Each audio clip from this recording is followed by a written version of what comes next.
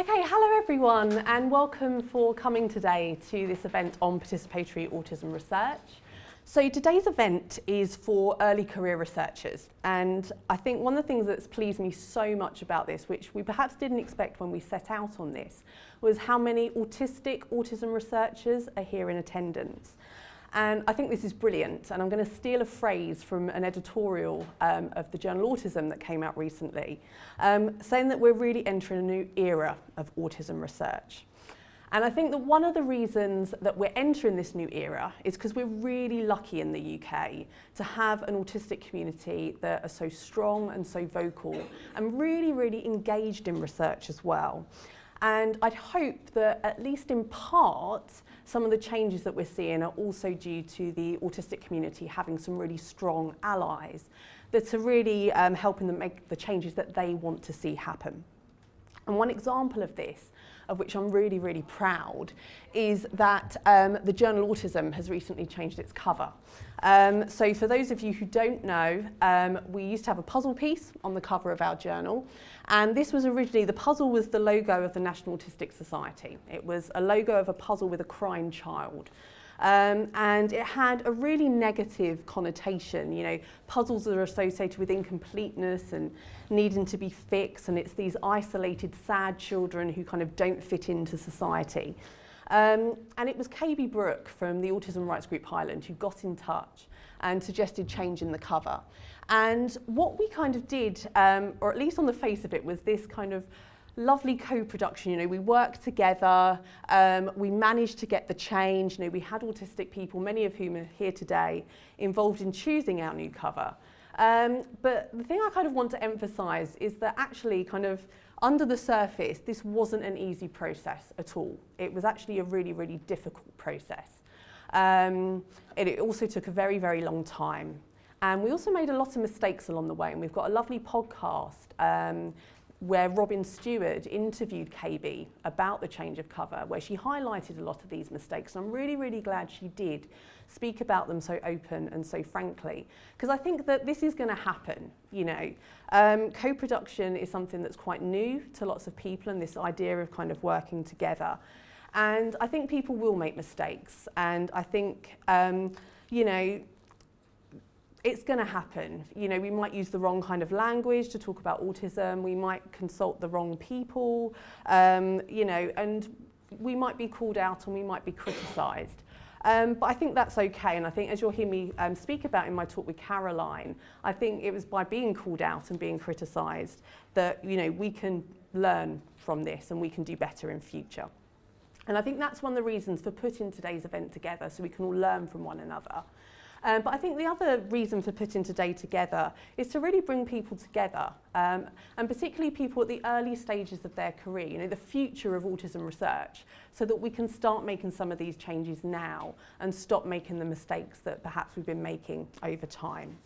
And as well as putting the event together, we've also been doing some research alongside this with the wonderful Liz Pellicano as well.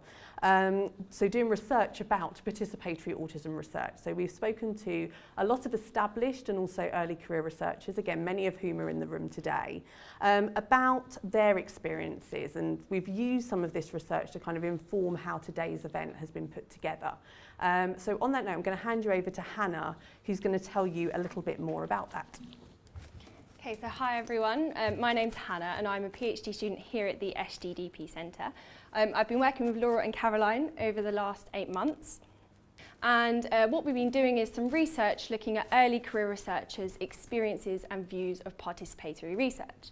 And in particular, we've been really interested in understanding what are the kind of enablers and barriers that early career researchers face when trying to do participatory research or when also doing participatory research.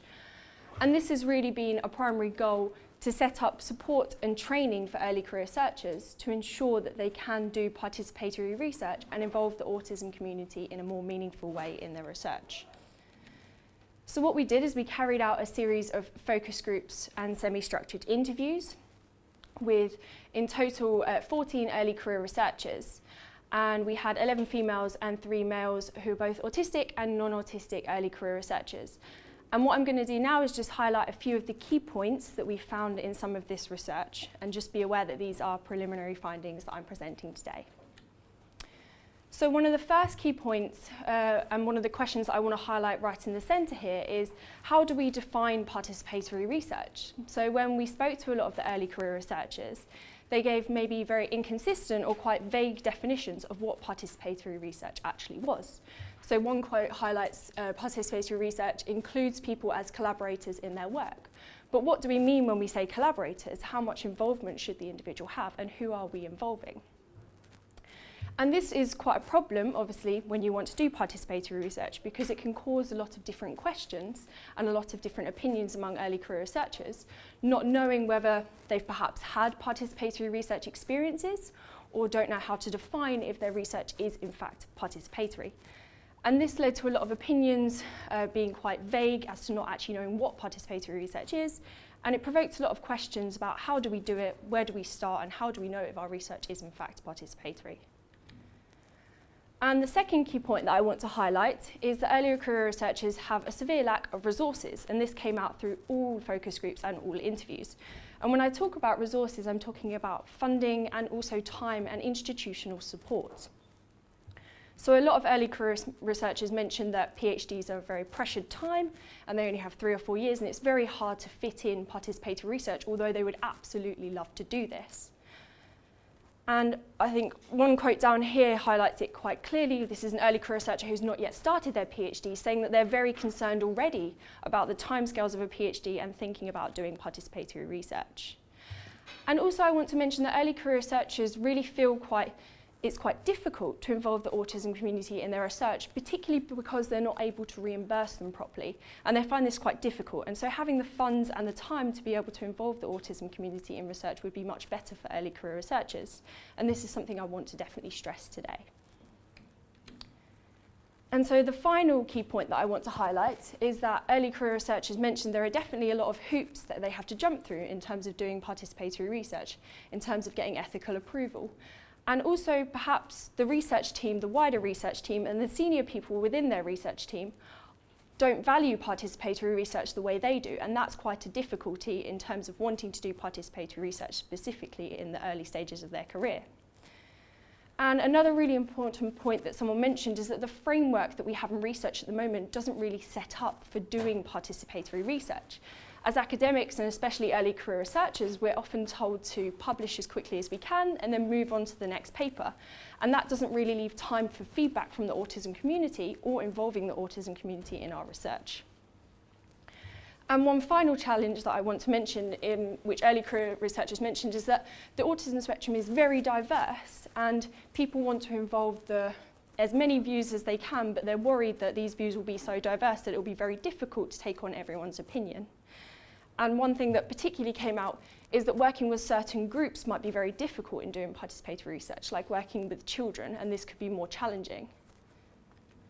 And so I've just mentioned a couple of key points, and I really want everyone to kind of think about these today and reflect on them, so we can hopefully achieve our kind of goal of providing support and training to early career researchers to ensure that they can involve the autism community in their research in a more meaningful way right from the start of their research career.